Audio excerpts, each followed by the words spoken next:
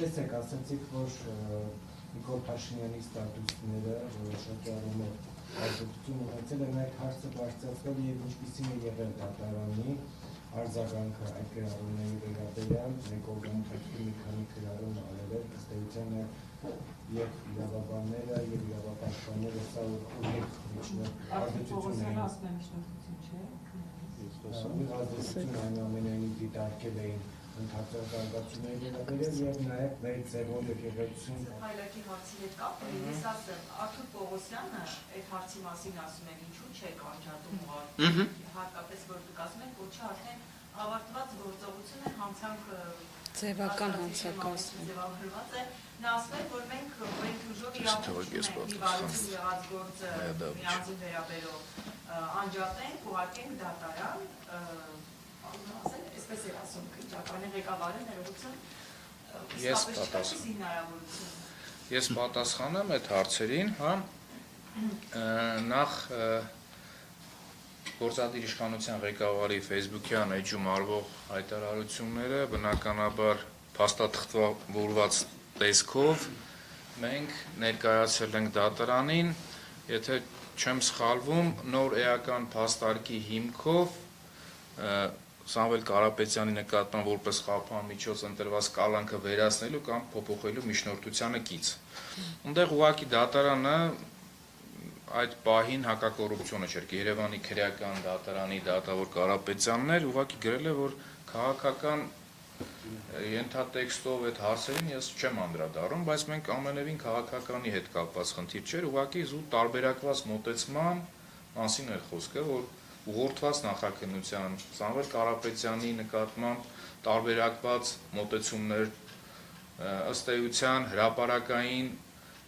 վարույթի հանրային մասնակիցներին ուղղորդելու, իրավապահներին ուղղորդելու մասին էր խոսքը։ Այս համատեքստում երևի այդքան ասեմ, բնականաբար բողոքարկել ենք դա վերաքննիչ, վճռաբեկ դատարանում եւ այդ հարցին գրեթե ոչոք չի անդրադարձել։ Չայսկը տեսեք, այստեղ որոշակի խնդիր առաջ Նիկոլ Փաշինյանը հիմա կտեսնես, թե ես իմ ձևով ոնց կմիջամտեմ ու ինքը բան չի արել, հա, ու Նիկոլ Փաշինյանը հանձնապես որովհետեւ բան չի արել իրավապահ համակարգի կողմից։ Այսինքն հարց չի առաջանում, ինչու Նիկոլ Փաշինյանը իր խոստումը չի իրականացրել, եթե այդ մարդը գնահատում է, որ դա քաղաքական գրառում է։ Մեր մոտ հարցերը առաջացնում են, մենք հարցերը բարձրացնում ենք, բայց ներպետական ատյաններում դեռևս հաջողություն չունենք։ Ինչ վերաբերում է գանգատին, եվրոպական դատան ներկայացված,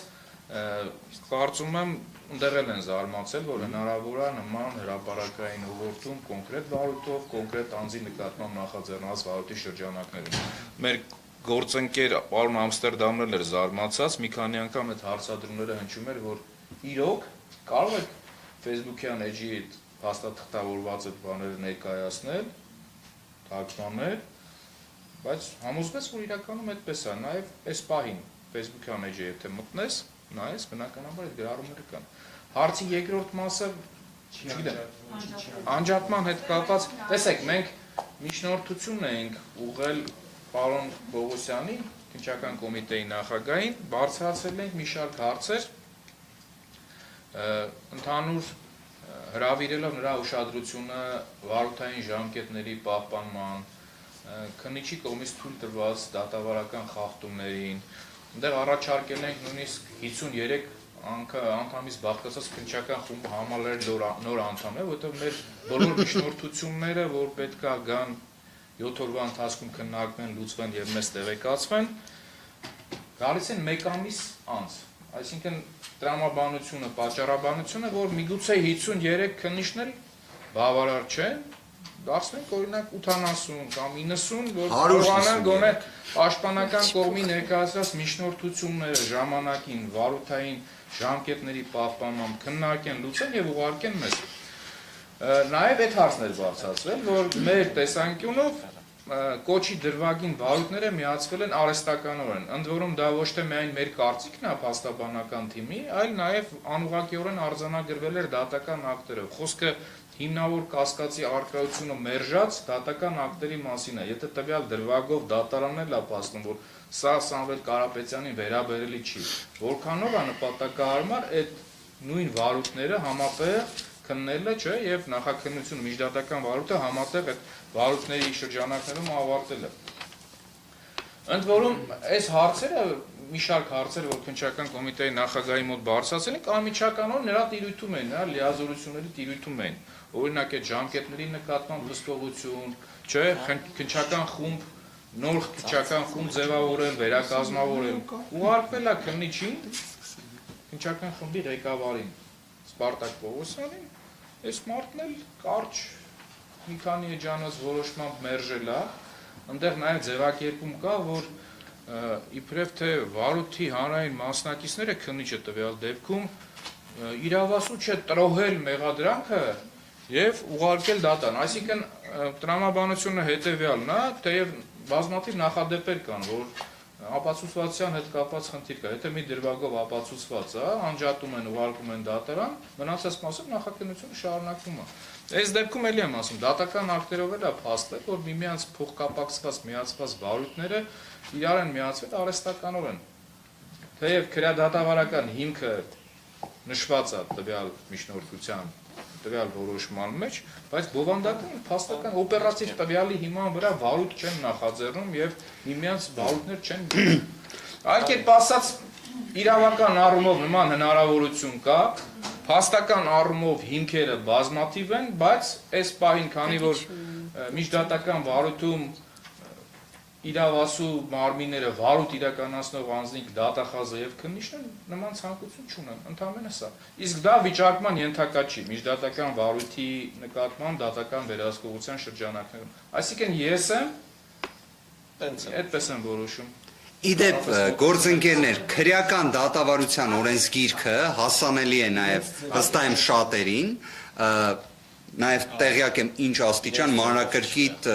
լրատվական նյութերում անդրադարձ է կատարվում օրենսգրքին, 10-րդ հոդվածը հենց վերաբերում է քրեական վարույթների անջատմանը եւ միացմանը։ Հիմա այս գործով ստացվում է կամ քննիչները գտնում են, որ այդ հոդվածը վերաբերում է միայն միացմանը, որտեվ այս գործով մի հատ միացման որոշում կայացրել են։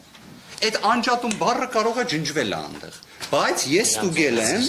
քրեական դատավարության օրենսգրքի 10-րդ հոդվածում բան չի փոխվել։ Գրած է վարույթների անջատում, միացում։ Միակ պայմանն էլ որն է, ասում է, որ լինի մեկից ավելի անձանց ներգրավվածություն։ Իհարկե մեկից ավել անձի ներգրավվածություն չկար Սամվել Կարապետյանի դեպքում հունիսի 18-ի դրությամբ, բայց քանի որ իրենք գիտեին դեռ հունիս ամսից, որ քաղաքական հետապնդման Facebook-յան գրառումների պայմաններում պետք է նախաքննությունը երկար պահեն, չեն կարող ոնց օրինակ այլ դեպքերով կոչերի 15 եւ 20 օրում գործերը ուղարկեն դատարան, դրա համար պետք է ավելացնեին տնտեսական բնույթի մեղադրանքներ։ Իդեպ գործընկերներից ոչ մեկ թույլ չի տա խաբեն, հունիսի 17-ին,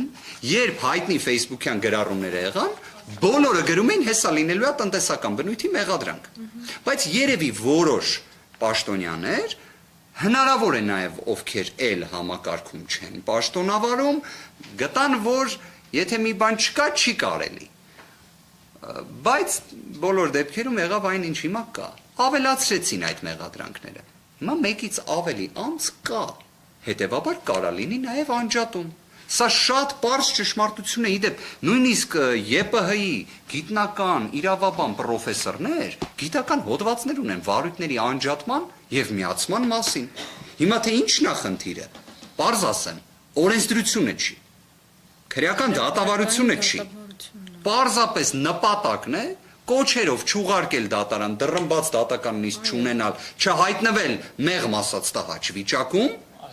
Էտա, դրա համար պետք է ամեն ձև գտնել ինչ փաստարկ հնարավոր է, որ ամեն ձև իբր նախաքննություն է կատարվում կրկին ելնելով նրանից, որ 2025 թվականի հունիսի 17-ին հստակ հրապարակավ Facebook-յան արդարադատության միջոցով տրվել են ցուցումները,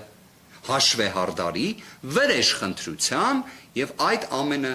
մեծ ցավով ենք ասում։ Սա մեզ համար ամենացավալին։ Իրավապահները անխտիր կատարում են։ Իդեպ գործընկերս պարոն Ֆերոյանը մի քանի անգամ երբ նշում էր, որ մենք դռնբաց դատական նիստ ենք, չէ՞ ուզում։ Այսինքն մենք դռնբաց կալանքի միջնորդության քննություն ենք ուզում, մի հետաքրքիր հանգամանք հիշեցրեց։ Նախորդ նիստին, երբ մասնակցում էր մեր գործընկերը Ռոբերտ Ամստերդամ, դե իհարկե թարգմանչի հարց պետք է ապահովվեր։ 53 քննիչներից բաղկացած քննչական խումբը, քննչական կոմիտեի դա չցանկացավ ապահովել։